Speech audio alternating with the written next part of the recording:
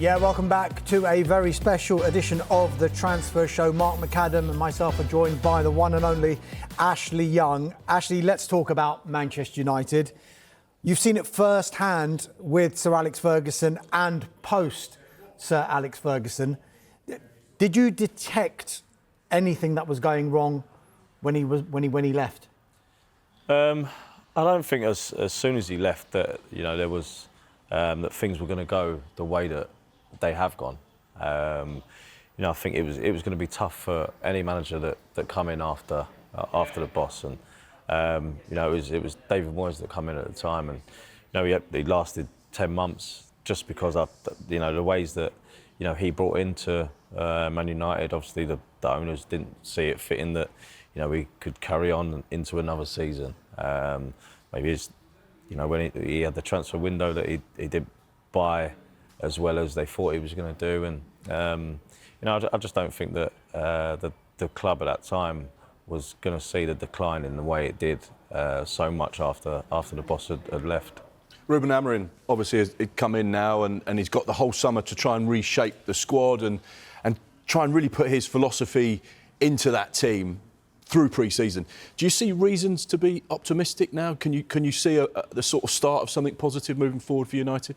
I think Ruben Amorim's got his way and his style of coaching, of his tactics, the way he wants to set up a team, and I think that we've seen he didn't want to come in at the time that he did. He wanted to be in at the start of the season, so it was going to be tough either way. When you come in halfway through a season, I'm sure any managers will say it's a tough ask, and when you're joining the biggest club in the world, where they were at, it was going to be even harder. So I think it's been said that you're going to have to give him time. He needs time, and he needs how many transfer windows, who knows? But you've got to set your marker, put a stamp down as soon as you start this season. I don't think that anyone can give him any more excuses. It's now or never, really, to be honest. That he's got to have a good pre-season with a team, work out what his team is, what his best team is, what players fit into the system, unless he's going to change the system. But you can't see him changing the formation that he's been playing. So it's going to be intriguing to see what happens after this pre-season. Ashley, seems to be a change in approach with their transfer dealings. Matheus Cunha is in. Brian Mbeumo, they remain optimistic of doing a deal for him. One source claims it could come this week, another bid to match what Brentford want. We think they want around £65 million. But both of these players have got significant Premier League experience, which has kind of been not the case, shall we say, in some of United's previous signings. They've been signing players from leagues with players that haven't had experience in the Premier League. Do you think they are learning lessons now with the approach that they're taking in this window? I think they've got to be learning lessons after the last few windows that have gone on and haven't been the most successful windows. I think it's one of them where you need to bring in experienced players that know the league. Of course, you're going to bring in players that might not have played in the Premier League, and they could do extremely well for the club. But if you're going to go back to I'll go back to the boss, and at times most of his signings that would have had Premier League experience, he would have looked and thought, are they going to gel into the squad? And he went on a dossier to make sure he knew the players' families, friends, their eating, sleeping habits. They knew everything. He was, like I say, a genius. He just knew what players would fit into a squad that were hungry, that wanted to work hard, and had the desire to be a winner. And I think that was a massive, and that was a key to when the boss was signing players. So I think that it's a different approach from Manchester United, and I think that you've got to have a different approach to what's gone on in the past, and hopefully see a significant change in what's been going on. Yes, Cunha in, Mbeumo likely to join if United can match what Brentford want. But it's likely that Marcus Rashford doesn't have a future at Manchester United. Barcelona really pushing to get a deal done.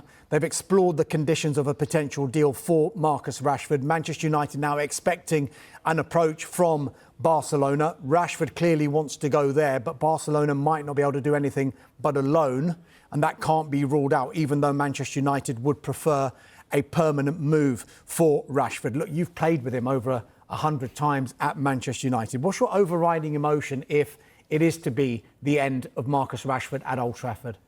I think that you've got to look at the last, especially last season, with the way that things have been. Like I've loved him since the day that he trained with the first team.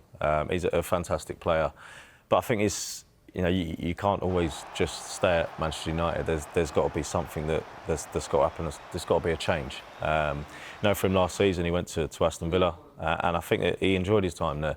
You saw him; he had a smile on his face again, and he looked like he was enjoying his football. So, I think now he's going to have options, whether it's options that he wants or not.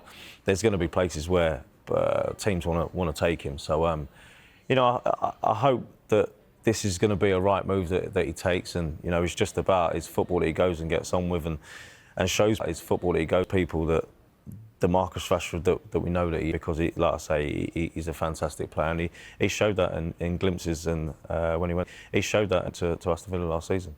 There seems to be another player whose days at Old Trafford are coming towards. That's Jadon Sancho. He's got just 1 year left on his current contract with a club option of another year. The latest is that Juventus still very much interested in him and are currently working on a potential deal. The other player that they are looking at is Porto's Francisco Conceição as well. And it's not been ruled out potentially that Juventus would do both players. We know that he's in that group of five that don't really fit in at Manchester United now, and it's expected that probably 4 of the 5 players would potentially leave. When you look at the turnover of players, realistically, how many windows do you think it will be before Manchester United can be what they were when you joined, challenging and winning Premier League titles? I'm not sure how many windows it's going to take. Yeah, I was thinking, I don't know how many windows. It could be this one. It could be another one next summer. Who knows how many it's going to take? The less the better, of course. Like I say, they've got 5 players there that are good players, fantastic players that would be in other teams, be able to be playing. But obviously, there's a reason why Ruben Amorim is not playing them. And I think for them now, I'm sure they're sat there or they're speaking to their agents and just saying, please, just get me to a place where it's a club where I go and play football. Like as players, you just want to play football. I don't think they're going to just sit around and just wait and wait and wait. They want to be going to play football. So, hopefully for the club and for themselves that they get something sorted so they go and play football. Now, we started the show by talking about all the things you'd won, and it's quite an extensive list. You're the only Englishman to win the Premier League title and a Serie A title. Now, Scott McTominay has obviously made the move from Manchester United to Italy, won the Scudetto with Napoli. Are you surprised at how well he's taken to the country, to the league? You've played with him, you understand him, and he's always been top class, but never really probably held in the same esteem as other Manchester United midfielders, but really shining in Italy at the moment. I think I'm extremely happy for him. He's one of them youngsters that come into the first team when we were there, and you could just see he's just got that hunger, that desire, that belief. He just wants to do well. He wanted to do well from a kid, and when I did see him leave, I was surprised that Manchester United actually did let him leave at that time. I don't think they had many midfielders at the time that were, playing as well as he was doing. And I always knew that if he had a new challenge, if he was going to go to a different country, that it'd be perfect for him. And when he went to, I saw him going to Napoli, and I saw Antonio Conte there. I just knew that the manager would love him because he one of the hardest working players that I've seen and come across. And I am delighted for him that he's gone there and won the league. I wish it was Inter again, but that's where my love is for the club. But You know, like I say, I was surprised to see him leave at that time. But it's fantastic for him to go over there. And I said from my time of playing in Italy, you know, for players, if they get that opportunity to go and play abroad, then, you know, definitely do it. Whether, you know, obviously I went when I was 34, I think, at the time, and you know, he's a lot younger than me. Whether you're younger, whether you're older, if you've got that opportunity to go and play and experience a different league, then definitely do it.